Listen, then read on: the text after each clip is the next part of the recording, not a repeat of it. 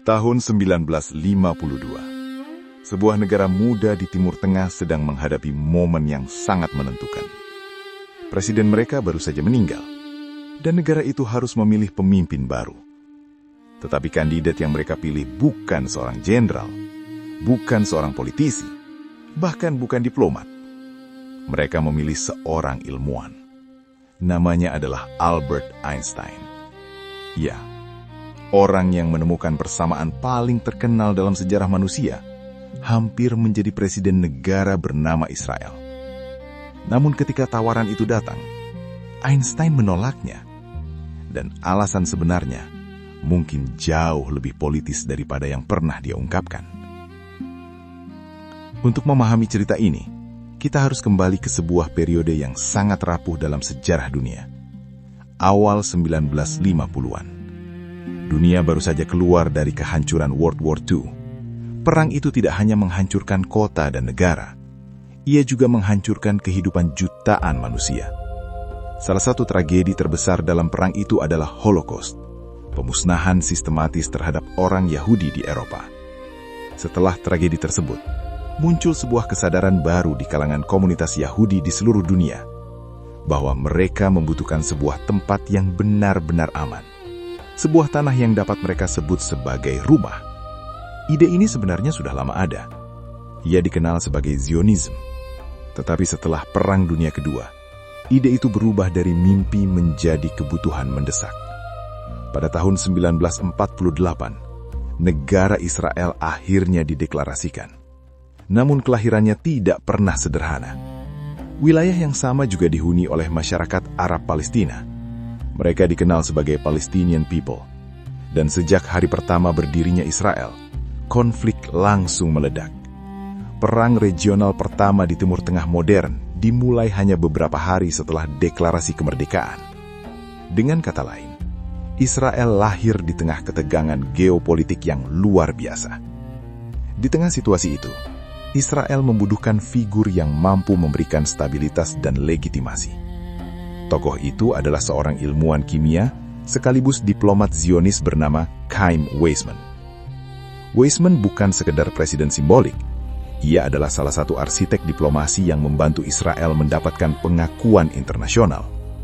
Selama bertahun-tahun, ia bekerja membangun dukungan politik bagi negara Yahudi.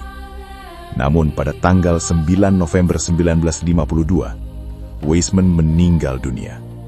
Israel tiba-tiba kehilangan figur pemersatu. Negara muda itu membutuhkan pengganti. Seseorang yang tidak hanya dihormati di Israel, tetapi juga dihormati oleh dunia. Dan hanya ada satu nama yang memiliki reputasi sebesar itu. Pada awal 1950-an, tidak ada ilmuwan yang lebih terkenal daripada Albert Einstein. Ia adalah pencipta teori relativitas, penemu persamaan E sama dengan mc², rumus yang mengubah cara manusia memahami energi dan alam semesta. Namun kehidupan Einstein tidak pernah terpisah dari politik dunia. Ia lahir di Jerman, tetapi ketika rezim Nazi berkuasa di bawah Adolf Hitler, Einstein menjadi target karena identitas Yahudinya. Ia melarikan diri ke Amerika Serikat. Di sana ia menetap di kota kecil bernama Princeton. Tetapi meskipun hidup jauh dari Eropa, Einstein tetap terlibat dalam diskusi global tentang masa depan orang Yahudi. Ia percaya bahwa komunitas Yahudi membutuhkan pusat budaya dan pendidikan yang kuat. Ia bahkan membantu mendirikan Hebrew University of Jerusalem, salah satu universitas paling penting di Israel. Singkatnya, Einstein bukan orang luar bagi proyek negara Israel. Ia adalah bagian dari sejarah intelektualnya. Pada 17 November 1952, sebuah surat resmi dikirim ke rumah Einstein di Princeton. Surat itu datang dari seorang diplomat Israel bernama Abba Eban. Isinya sederhana tetapi luar biasa. Israel menawarkan jabatan presiden kepada Einstein. Jika ia menerima, ia akan menjadi presiden kedua negara itu. Pemerintah Israel bahkan memahami bahwa Einstein bukan seorang politisi. Karena itu mereka membuat tawaran yang sangat tidak biasa. Einstein tidak harus meninggalkan dunia ilmiahnya. Ia tetap bisa melakukan penelitian, tetap bisa menulis, tetap bisa menjadi ilmuwan. Israel hanya membutuhkan satu hal darinya, simbol moral. seseorang yang dapat mewakili negara baru itu di mata dunia.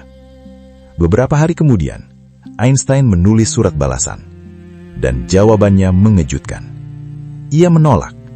Dalam surat itu, Einstein menjelaskan bahwa ia tidak memiliki pengalaman untuk memimpin negara. Ia mengatakan bahwa sepanjang hidupnya, ia hanya berurusan dengan hal-hal objektif, matematika, fisika, teori ilmiah, bukan manusia, bukan politik.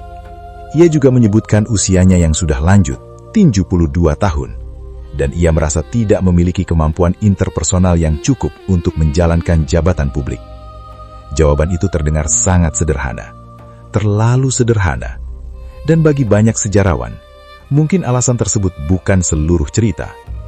Einstein memang mendukung berdirinya Israel, tetapi ia tidak selalu setuju dengan arah politik negara itu. Ia khawatir Israel akan berkembang menjadi negara nasionalis yang terlalu militeristik. Pada tahun 1948, Einstein bahkan menandatangani sebuah surat terbuka yang mengecam seorang politisi Israel bernama Menahem Begin. Einstein menilai bahwa gerakan politik Begin memiliki karakter yang berbahaya. Sebaliknya, Einstein membayangkan sesuatu yang sangat berbeda. Ia membayangkan sebuah negara di mana orang Yahudi dan Arab dapat hidup bersama secara setara. Sebuah negara binasional. Namun realitas geopolitik Timur Tengah bergerak ke arah yang berlawanan. Konflik dengan wilayah Palestina semakin meningkat, dan Israel semakin terjebak dalam logika keamanan dan militer.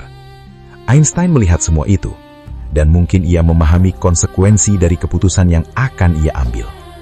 Nah, jadi plot twistnya begini.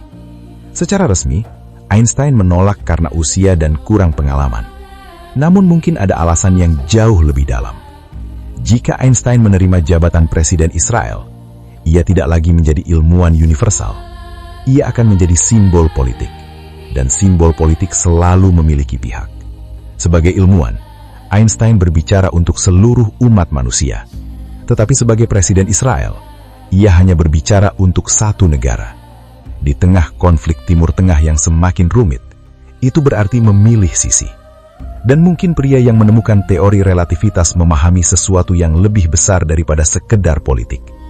Mungkin itulah sebabnya Albert Einstein membuat keputusan yang paling tidak terduga dalam hidupnya. Ia memilih untuk tetap menjadi ilmuwan, bukan presiden.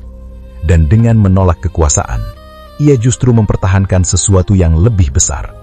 Kebebasan untuk berbicara kepada seluruh dunia.